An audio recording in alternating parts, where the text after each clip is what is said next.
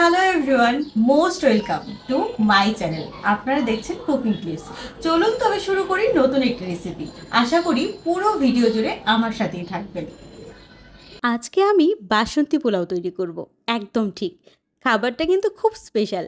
আর এই খাবারটা খাসির মাংস, মুরগির মাংস, ডিম, এমনকি সবজি সব কিছুর সাথে জাস্ট দারুণ লাগবে। প্রথমেই আমি চাল নিয়ে নিচ্ছি। এটা হলো চিনি গুঁড়া চাল। চালগুলোকে আমি ভালোভাবে পানি দিয়ে ধুয়ে নেব এবং ধোয়া হয়ে গেলে চাল থেকে পানিটা ভালোভাবে ঝরিয়ে নেব। এরপর এই চালে আমি ঘি আর হলুদ অ্যাড করব। আমি ঘিটাকে প্রথমে গরম করে নিয়েছি আর তারপর তাতে পরিমাণ মতো হলুদ দিয়ে ফুটিয়ে নিয়েছি। এখন এটা লিকুইড ফর্মে হওয়াতে আমরা খুব সহজেই চালের সাথে মিশিয়ে নিতে পারবো।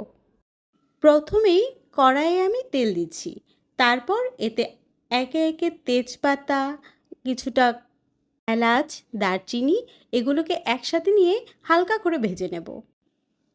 এগুলোকে খুব হালকা করে ভেজে নেওয়ার পরেই আমি এতে বাদাম অ্যাড করব।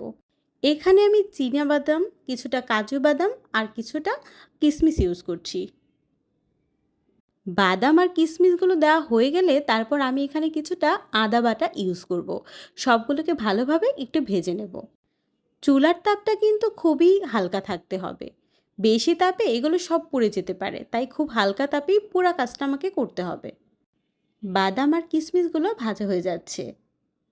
একটা চুলায় আমি এগুলোকে ভেজে নিচ্ছি আর অন্য চুলাতে আমি পানি গরম করতে বসিয়েছি।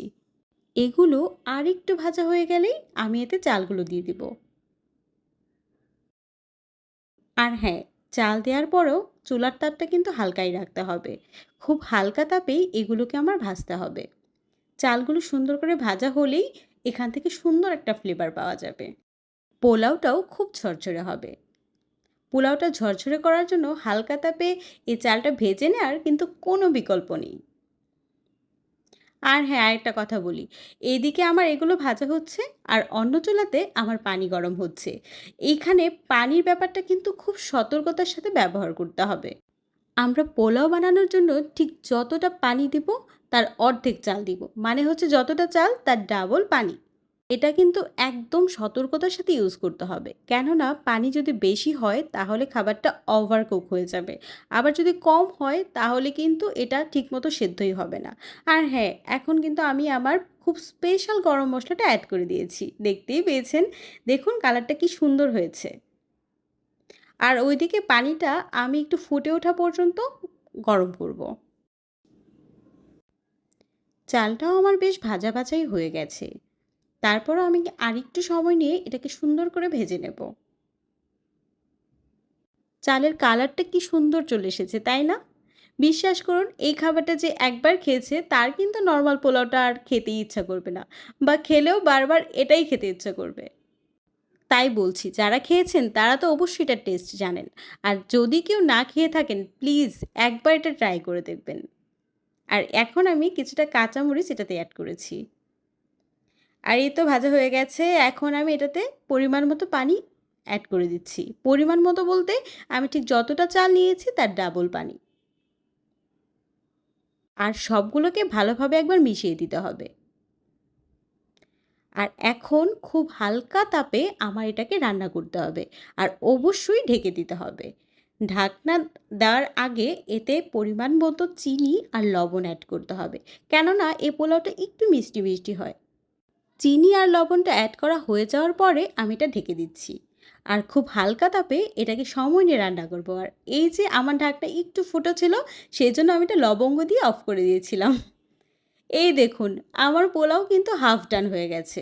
এখনও হয়নি পুরোটা, কিন্তু এখন একটু নাড়িয়ে নিতে হবে, যেন সবগুলোর সাথে ভালোভাবে মশলা, তারপর বাদাম সবগুলো ভালোভাবে মিশে যায়। আর পারফেক্টলি এটা ঝরঝরে বানানোর জন্য এই কাজটা আমাদেরকে করতেই হবে। এখনই দেখতে পাচ্ছেন আমার পোলাওটা হাফ ডান তো হয়েই গেছে। তারপরও একটুখানি আমি তাপ দেওয়ার জন্য ঢেকে দিয়েছিলাম। এই দেখুন, আমার পোলাও কিন্তু রেডি। এই যে দেখতে পাচ্ছেন, আমার পোলাও মোটামুটি রেডি। আর আরেকটু ঠান্ডা হলেই এটা জাস্ট ঝুরঝুরে হয়ে যাবে। আপনারা যারা এই খাবারটা টেস্ট করেছেন তারা তো জানেনই কি দারুণ খেতে, তাই না? আর যদি কেউ টেস্ট না করে থাকেন, প্লিজ এটা একদম মিস করবেন না। খুব খুব মজার হয় কিন্তু। আমার তো নর্মাল পোলাওয়ের চেয়ে এই পোলাওটা বেশিই খেতে ইচ্ছা করে। বাসন্তী পোলাও যেমন তার টেস্ট তেমন তার কালার, তাই না? কালারটা দেখলেই মন ভালো হয়ে যায়।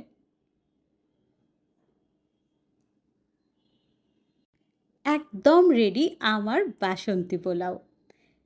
কেমন হয়েছে একদম বলতে ভুলবেন না। আর অবশ্যই এইভাবে তৈরি করে আমাকে জানাবেন আপনাদের কেমন লেগেছে। সবাই লাইক শেয়ার করে আমার পাশেই থাকবেন। আর প্লিজ সাবস্ক্রাইব না করে থাকলে সাবস্ক্রাইবটা করেই দিন। টাটা।